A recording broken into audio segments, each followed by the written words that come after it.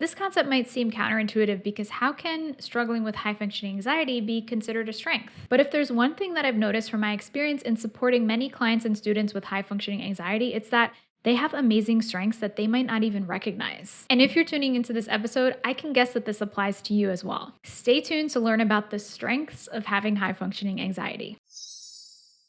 This is episode number 114, The Strengths of Having High Functioning Anxiety. Welcome to Calmly Coping. My name is Tati Garcia. I'm a licensed therapist and coach specializing in high functioning anxiety. I help high achievers let go of anxiety, stress, and overwhelm so they can feel calm, balanced, and confident from within. Thank you so much for tuning in. I had this episode idea in my long list of topics for podcast episodes, but I was inspired to bring it to the forefront when I received a request from a listener asking this question. Is HFA serving you, or will you get better results if you also feel good? Part of the way I interpreted this question is, are there any benefits to having high functioning anxiety?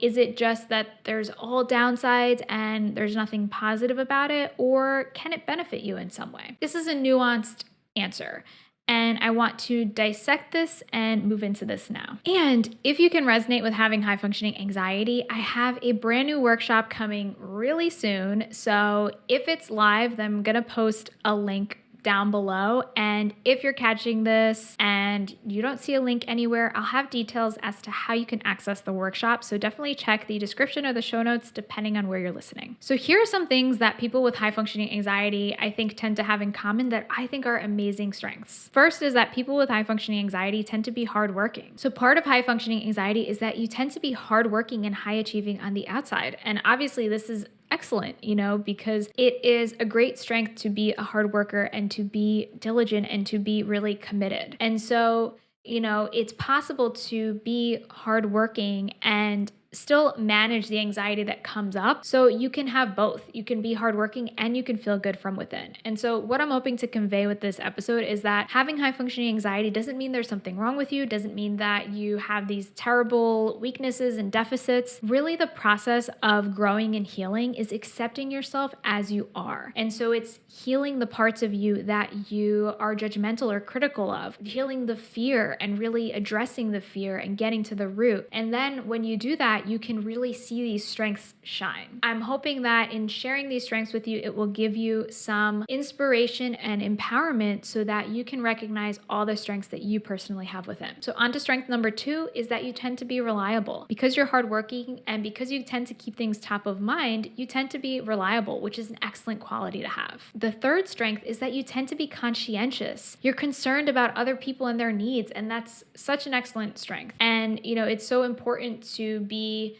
concerned about other people's welfare and for their well-being. And so I think that is an excellent strength as well that comes along with having high functioning anxiety. The next strength is attention to detail. Now, on the extreme end, this can turn into perfectionism, which I think a lot of you can probably relate to. At the same time, having an attention to detail and being detail-oriented can be an excellent strength, because a lot of times I think that many people tend to overlook things and they may not be as focused or tuned into seeing the details of things as you might be. And so I think that's an excellent strength, and it can also balance out many people because many people might not be as detail oriented. And so having that balance of, if you're on a team or if you're in a relationship with somebody, for example, then having that balance of you being detail oriented and the other person looking at the bigger picture can be a great team to have and is an excellent strength to have. So I kind of touched on this one before, but another strength is being ambitious and high achieving. So you probably have high expectations for yourself and you want to achieve the best, and that's excellent, especially when you can achieve those things that are important to you and also have that be aligned with your values and the things that you're important about and passionate about, if you're able to find that. I know that not everybody's at a place where they know what exactly am I passionate about, and that journey might look different for everybody, but when you can align the two, then that is an excellent strength to have that ambition and that passion together. Another strength is being organized.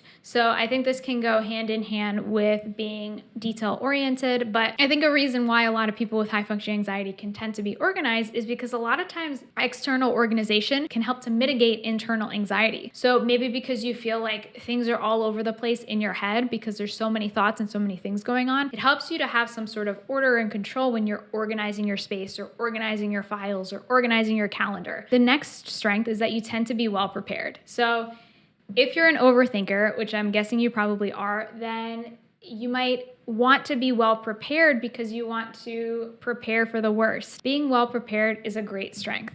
And this is something that I think a lot of people with high functioning anxiety can identify with. And another strength is that you do well under pressure. So I think many people that I have spoken to and a lot of clients tell me that they tend to do well leaving things to the last minute, and it's not because they're not organized or not prepared. It's just because they tend to use that stress and that pressure as a motivator. And so there can be one of two ways to go when things get under pressure. You might blank out and struggle with taking action and thinking clearly. And if that's you, that's perfectly fine. Everybody has their different way of coping with stress. Or there's the person who kind of gets into action taking mode and gets focused and is able to get things done. And if that's you, I think that can be a great strength to have, especially in moments of crisis. This is actually me, and this has happened to me before multiple times where there has been a crisis and something going on where I have, without even thinking, gone into action and taken the steps to address the issue. Once it was when I was younger and I was staying in a hotel and the fire alarms were going off and we looked out in the hallways and there was smoke. I was with my family, and so I